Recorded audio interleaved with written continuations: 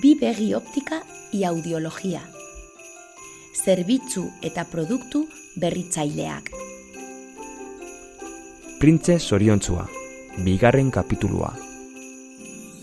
Burua, hegalaren azpian zuela lokartzeko zorian zegoela, ur tanta handi bat erori zitzaion gainera.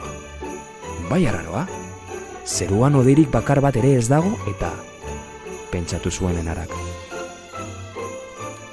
Baina jarraian, 2. tanta bat eta 3. tanta bat erori ziren. Gora begiratu zuen eta harriduraz, erortzen zena ura ez zela ohartu zen. Malkoak ziren, printze zoriontzuaren malkoak. Nor zara? Printze zoriontzua naiz. Eta orduan zergatik egiten duzu negar? Bizirik nengoenean, asolagabetasunaren jauregian bizi nintzelako, eta han ez zegoen minik.